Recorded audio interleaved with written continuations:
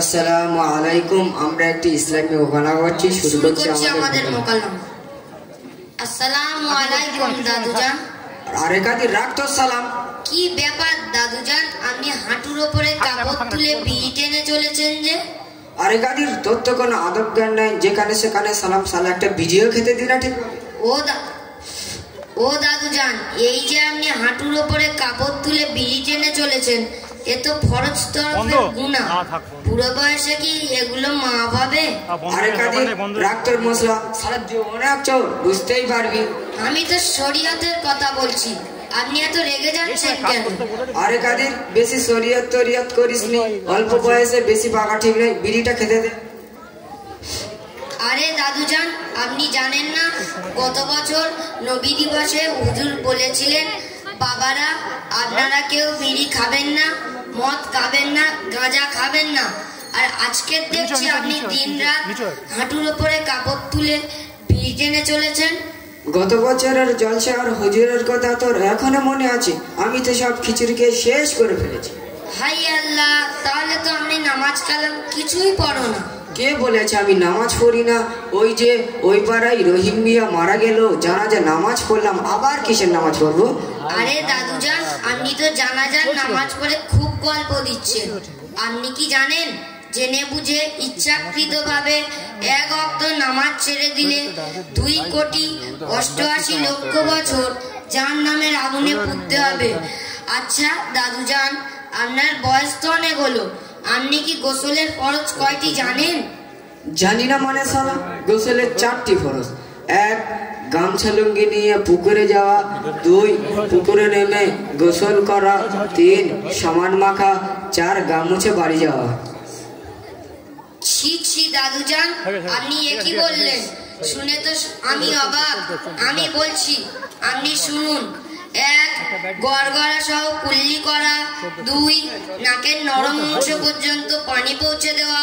3, সারা শরীর উত্তম রূপে ধৌত করা। আর গোসলের নিয়ত হলো নাওয়াইতুল গোসলা লিরাফইল জানাবা। না রে ভাই কাদির, আমি তো এসব কিছুই জানি না।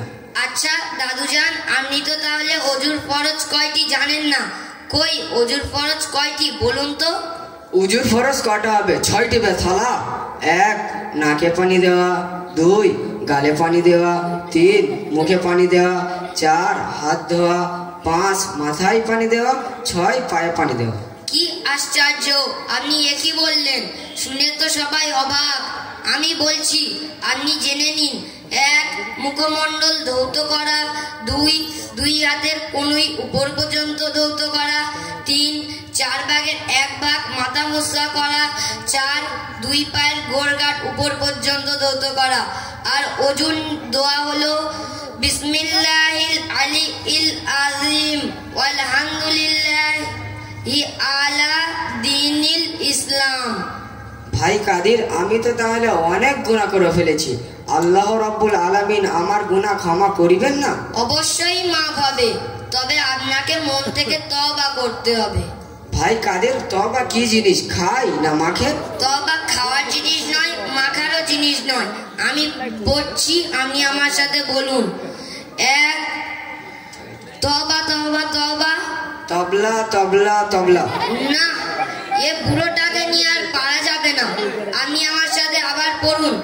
আস্তাগফিরুল্লাহাল্লাযী আস্তাগফিরুল্লাহাল্লাযী লা ইলাহা ইল্লা হুয়াল হাইয়ুল কাইয়্যুম ওয়া আতুবু ইলাইহি লা হাওলা ওয়ালা কুওয়াতা ইল্লা বিল্লাহিল আলিয়্যিল আযীম। আলিফুদ্দুয়ার। না, শালা বুড়োটাকে নিয়ে আর পারা যাবে না।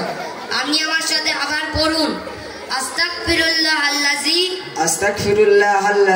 লা ইলাহা ইল্লা হুয়াল হাইয়ুল কাইয়্যুম ওয়া আতুবু ইলাইহি লা হাওলা ওয়ালা কুওয়াতা ইল্লা বিল্লাহিল আলিয়্যিল আযীম।